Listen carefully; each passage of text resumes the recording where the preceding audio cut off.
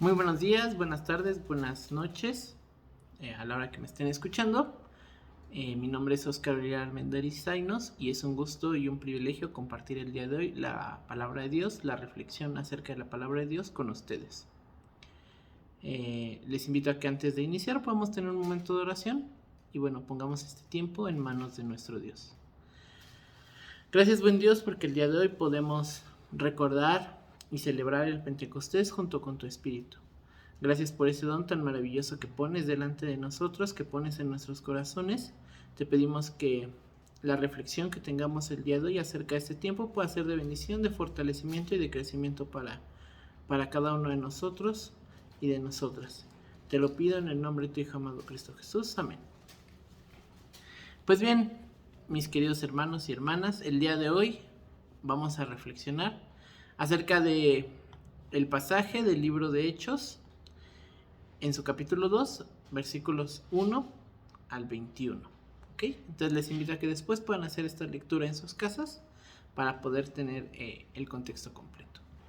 Si bien el pasaje de Hechos es el que regularmente se predica, también dentro de las lecturas sugeridas, dentro del leccionario, está la lectura de Juan 19 al 23. Y bueno, cuando ustedes puedan hacer estas lecturas, se darán cuenta que los textos de este domingo justamente apuntan al hecho del Pentecostés. Estos textos nos van a hablar de la presencia del Espíritu Santo como aquel que nos sostiene, como aquel que nos guía, pero también como aquel que nos impulsa a dar testimonio de nuestra fe. El hecho histórico del Pentecostés y su significado para nosotros como cristianos, como cristianas, tiene que ver justamente con la tarea misionera que Dios ha delegado en cada uno de nosotros, pero también en la vida de su iglesia. Sin embargo, como podremos darnos cuenta en estos pasajes, la experiencia que cada uno de nosotros va a tener es una experiencia que se vive desde lo personal, desde ese encuentro que nosotros tenemos con nuestro Creador, con nuestro Dios, y entonces tenemos que estar siempre a la espera, a la expectativa de aquel Pentecostés que Dios quiera darnos. Por eso creo que es importante señalar la pluralidad que hay dentro de esta experiencia cristiana. Y bueno, eso lo vamos a ir tocando poco a poco durante este mensaje. Y creo que para partir desde algún lado, es importante preguntarnos qué es lo más decisivo, qué es lo más importante que encontramos en nuestra vida. A veces el mundo nos abruma con la multitud de situaciones que pasan alrededor nuestro. Violencia, hambre, enfermedad, peligros que están a nuestro alrededor, y a veces nos preguntamos si eso es lo importante o si también lo que sucede adentro de nosotros, como es tristeza, como es enfermedad, como son muchas cosas. No podemos negar que como personas somos seres comunitarios, somos seres sociales, y que también necesitamos vivir en un ambiente concreto en el cual nosotros nos sintamos desarrollados. Cada uno de nosotros y de nosotras tiene alguna profesión, algún oficio, y dentro de ese contexto es dentro del cual nos desenvolvemos. Por eso es importante que como personas estemos conectados a nuestra realidad. Entre más involucrados y más conscientes estemos de nuestra realidad, será mejor para tener una armonía y una paz con ello. Pero realmente, hermanos, el motor de nuestra vida, lo que a nosotros nos impulsa a seguir adelante, está dentro de nosotros. Eso que es esencial debe de pasar por nuestro corazón, incluyendo la manera en que nosotros nos vinculamos con el mundo exterior. ¿Ok? Pensemos en esa imagen de la fuente donde brota el agua. Es una fuente donde se va llenando hacia adentro, pero el agua brota hacia afuera. Es decir, si nosotros tenemos un vaso y lo llenamos de agua, poco a poco el vaso se va a ir llenando y se va a ir llenando hasta tal punto que el agua se va a desbordar hacia afuera. Es decir, nosotros tenemos que cambiar nuestro interior para poder cambiar lo exterior. Muchas veces nosotros podemos pensar que no somos capaces de cambiar nuestra realidad porque la realidad nos supera en muchas formas. Sin embargo, el primer paso para cambiar nuestra realidad es justamente cambiar o transformar nuestro interior. Y ese es el camino que Jesús, que nuestro Dios ha puesto para nuestra vida personal, pero también para nuestra vida eclesial como iglesia. Pues ese es ese gran don de Dios en la figura del Espíritu Santo, el que puede transformar nuestra vida entera. Pero lo hace a su modo y a su tiempo, a veces a oscuras, a veces en secreto, a veces con una gran explosión y con una gran alegría. Es en esa presencia del Espíritu Santo, es en ese Pentecostés que nosotros experimentamos personalmente, en donde podemos reducir de manera muy concreta nuestra vida cristiana, en el antes y el después de esa experiencia que tenemos con Jesús y también con el Espíritu Santo, porque es desde ese pequeño motor que nosotros tenemos, desde esa experiencia personal que nosotros podemos empezar a transformar nuestra vida. Y me gustaría que ahí donde están escuchando pudieran a lo mejor pensar, ¿no? Un par de segundos. ¿Cómo fue esa experiencia personal que ustedes tuvieron? Y si realmente significó un antes y un después para ustedes en su vida cristiana. Bueno, en su vida general y después en su vida cristiana.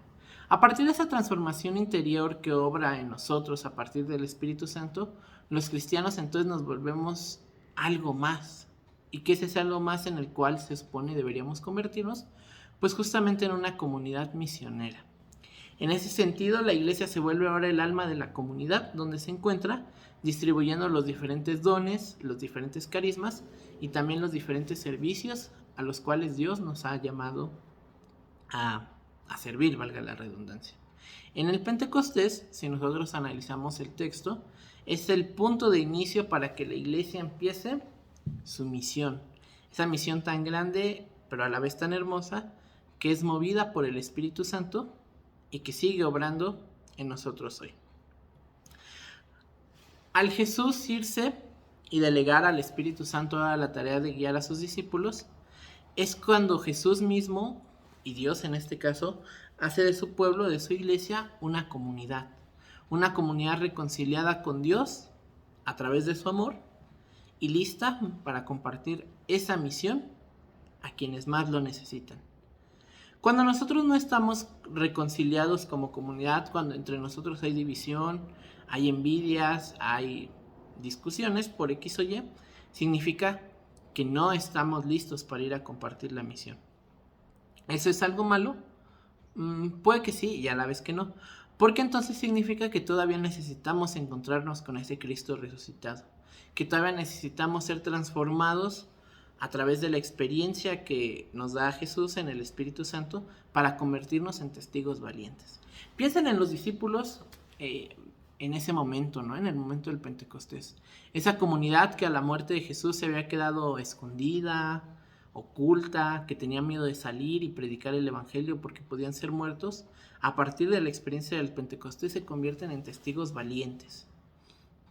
Como dice el evangelio de Juan, ¿no? Como el Padre me envió, dice Jesús, así también yo los envío, ¿no? Estas palabras deben dejar claro para nosotros que nosotros ahora somos justamente los encargados de prolongar esa misión de Jesús, ¿no? El cristianismo ya lleva alrededor de 2000 años, por ahí más o menos, y para mí siempre es muy impactante pensarlo en ese sentido, porque atrás de mí hubo personas que creyeron en esa misión y que siguen compartiéndola. Ahora yo soy uno más en ese eslabón y seguramente después de nosotros habrá más gente que siga compartiendo esas buenas noticias. Por eso, hermanos, no es tiempo de encerrarnos, de lamentarnos, de pensar en los buenos tiempos cuando el cristianismo era relevante, ¿no? Sino justamente pensar en los buenos tiempos como el tiempo que hemos pasado con el Maestro. Porque la alegría del Pentecostés es una alegría grande, es una alegría importante dentro de todo cristiano, pero es una alegría que no debemos de guardar en nuestro corazón y dejarla ahí para que no se contamine, ¿no? Sino es una alegría que debe ser expansiva, que debe darse a los demás. Por eso, hermanos, es que Jesús anima a sus apóstoles y nos anima también a nosotros diciendo, reciban el Espíritu Santo. El Espíritu Santo que quema los corazones, que crea corazones y personas nuevas. Es en ese fuego del amor de Dios en que los discípulos pueden trastornar al mundo, en que los discípulos podemos cambiar nuestra realidad. Ese amor que también es muy interesante porque no prefiere a los ricos o a los poderosos, sino prefiere a los pobres, a los pequeños, a los excluidos.